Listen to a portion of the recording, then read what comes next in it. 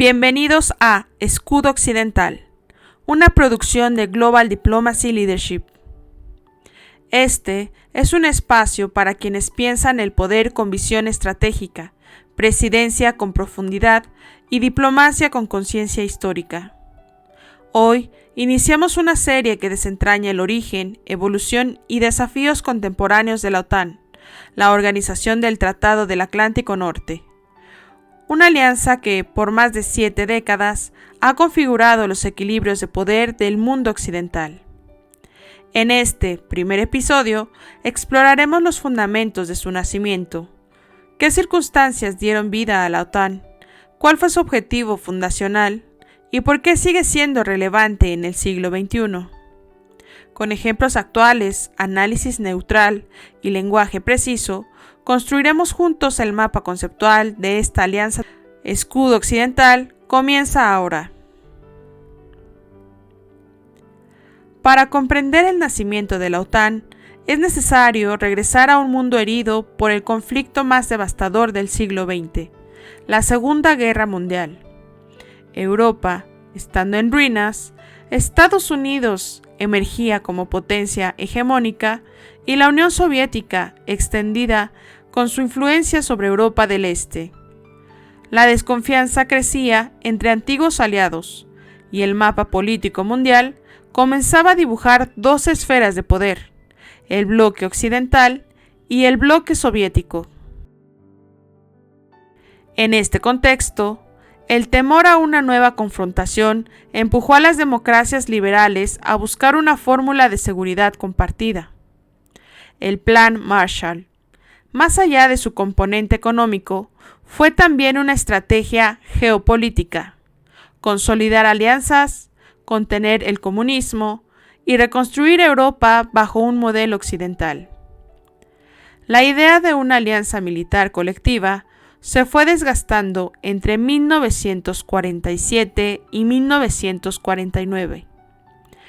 No se trataba solo de defender territorio, sino de defensa ideológica, proteger el sistema democrático liberal frente a un modelo alternativo liderado por Moscú. Esta dualidad sigue siendo hoy vigente. Pensemos en el ingreso reciente de Finlandia y Suecia a la OTAN. Dos países tradicionalmente neutrales que, ante nuevas alianzas, decidieron incorporarse a una lógica de defensa colectiva. Es una muestra clara de cómo los fundamentos históricos siguen operando bajo nuevas circunstancias. Así, el mundo de posguerra se convirtió en el laboratorio donde nació la OTAN, no como instrumento de agresión, sino como un escudo disuasivo en un planeta polarizado. La fundación oficial de la OTAN ocurrió el 4 de abril de 1949, cuando 12 países firmaron el Tratado de Washington. Este documento no fue solo un acuerdo militar, fue una declaración política entre naciones que compartían valores democráticos, una visión occidental del orden mundial y una voluntad conjunta de protegerse ante cualquier amenaza externa. Los países firmantes incluyeron a Estados Unidos, Canadá, Reino Unido, Francia, Bélgica, Países Bajos, Luxemburgo, Italia, Dinamarca, Noruega, Islandia y Portugal. Cada uno aportó no solo capacidad militar, sino también un posicionamiento geopolítico clave. El corazón de este tratado es el artículo 5, el principio de defensa colectiva. Un ataque contra uno sería considerado un ataque contra todos. Esta cláusula, que puede parecer simbólica, fue activada por primera vez tras los atentados del 11 de septiembre del 2001, cuando Estados Unidos invocó el artículo y la OTAN reaccionó de forma coordinada.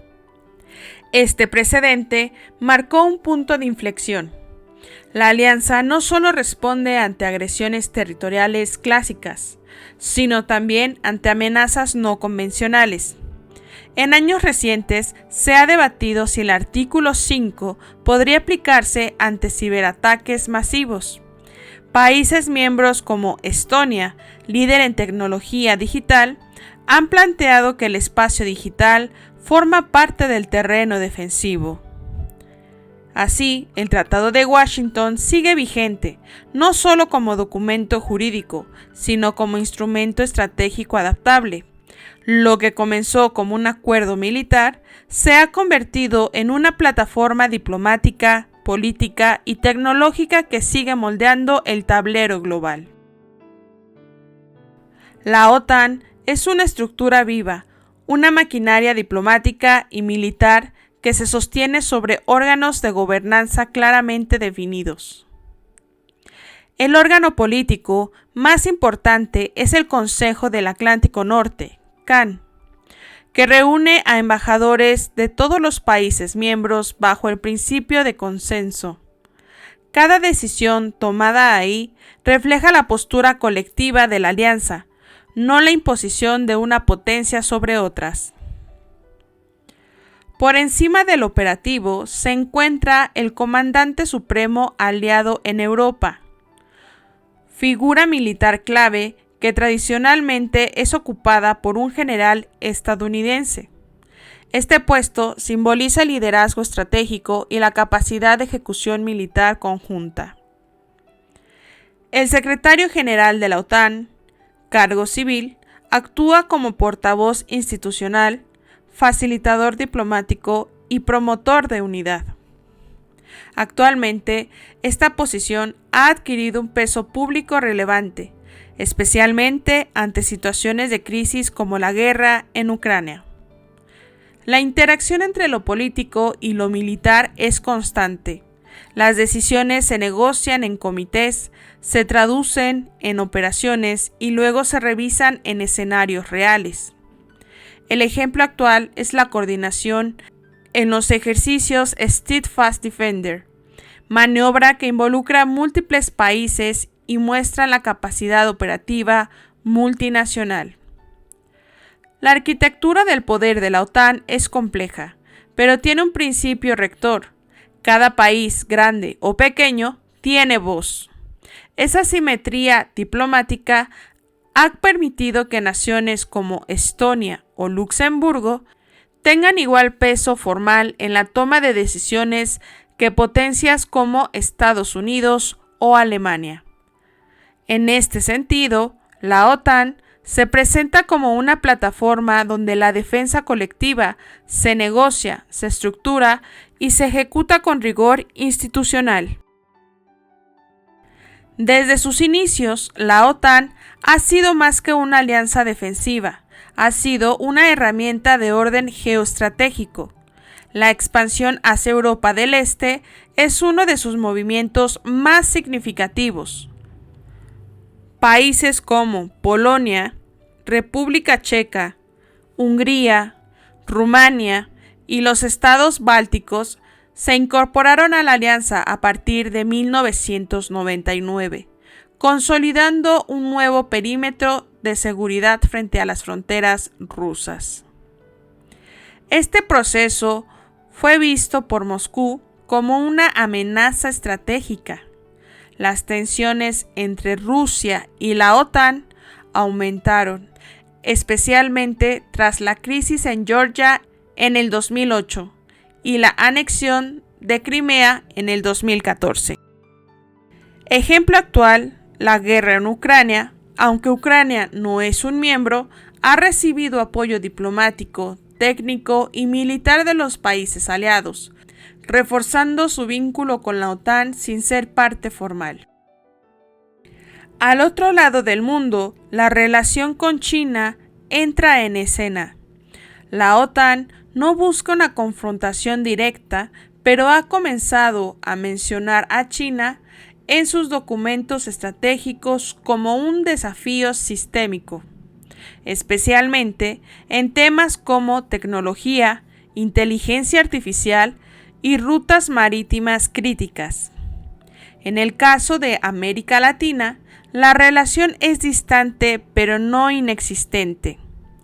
Colombia es el único país de la región con estatus de socio global y ha participado en ejercicios y cooperación estratégica con la OTAN. Estas expansiones y vínculos han transformado a la OTAN en una organización global de facto, aunque sin cambiar su nombre ni su marco fundacional. El equilibrio geoestratégico que representa la OTAN hoy es delicado: defender sin provocar, expandirse sin dominar y cooperar sin perder identidad. En ese juego de poder, diplomacia y seguridad, la OTAN sigue siendo un actor clave en la reconfiguración del siglo XXI. 70 años después de su fundación, la OTAN enfrenta un nuevo tablero global. Los desafíos han dejado de ser únicamente militares y se han transformado en híbridos, es decir, tecnológicos, cibernéticos, climáticos, incluso sociales.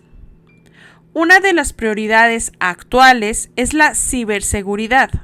En un mundo donde la infraestructura crítica puede ser atacada desde una computadora, los países miembros han diseñado protocolos comunes para enfrentar amenazas invisibles. Un ejemplo actual son los ciberataques contra las instituciones públicas en países como Estonia y Alemania, que han sido atribuidos a actores externos no estatales e incluso hasta estatales. La inteligencia artificial, por su parte, ha abierto una nueva dimensión en la defensa. El desarrollo de sistemas autónomos, la vigilancia avanzada y el análisis predictivo plantea dilemas éticos y operativos. La OTAN ha creado grupos de trabajo que estudian el impacto de la inteligencia artificial en decisiones militares, manteniendo siempre un marco humanitario. Otro reto ineludible es el cambio climático, considerado por muchos estrategas como un multiplicador de amenazas. Inundaciones, sequías, migraciones forzadas y crisis alimentarias son hoy parte del radar de seguridad transatlántico. La seguridad energética, ahora especialmente tras la guerra en Ucrania, ha adquirido protagonismo. Europa ha repensado su dependencia energética y la OTAN ha incorporado escenarios de contingencias ante interrupciones masivas de suministro. Finalmente, el terrorismo internacional sigue presente, aunque con menos visibilidad mediática que en décadas anteriores. Grupos extremistas continúan representando una amenaza y la cooperación en inteligencia sigue siendo clave. La OTAN del siglo XXI es más dinámica, más técnica, más interdependiente. No es solo una alianza de tanques y tropas, sino una red estratégica que se adapta a un entorno en constante transformación.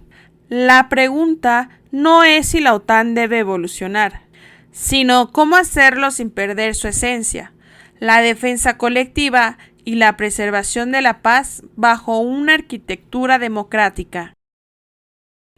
Para un jefe de Estado, la relación con la OTAN va más allá de lo militar, representa una posición estratégica dentro del sistema internacional. Ser parte de la alianza implica estar presente en la definición de políticas de seguridad colectiva, participar en el Consejo de alto nivel y alinear posturas nacionales con estándares comunes. Las cumbres presidenciales de la OTAN son espacios donde los líderes proyectan poder, recalibran sus prioridades y miden su influencia en el bloque occidental. Un ejemplo actual es el presidente de Francia, que ha sido claro al plantear una visión de autonomía estratégica europea, al tiempo que mantiene su compromiso con el artículo 5. Eso es una postura que muestra cómo un jefe de Estado puede tener voz propia dentro de una estructura multilateral. Para países más pequeños, estar en la OTAN otorga una protección inmediata, pero también implica responsabilidades de gasto militar, interoperabilidad y la participación en misiones conjuntas. Los presidentes deben balancear el discurso interno con los compromisos internacionales. Ser parte de la OTAN puede ser popular o controversial, según el contexto nacional. Un ejemplo contrastante es Turquía, miembro desde 1952. Ha sido protagonista de tensiones internas dentro de la alianza. Su liderazgo presidencial ha mostrado que aún dentro del marco de la OTAN hay espacio para negociaciones estratégicas complejas. En definitiva, la OTAN crea una base de cooperación donde cada jefe de Estado tiene que posicionarse, calcular sus intereses y contribuir al equilibrio colectivo. La dimensión presidencial es, por tanto, el rostro político del pacto militar. La OTAN no fue una casualidad histórica, sino el resultado de voluntad política, visión estratégica y urgencia civilizatoria.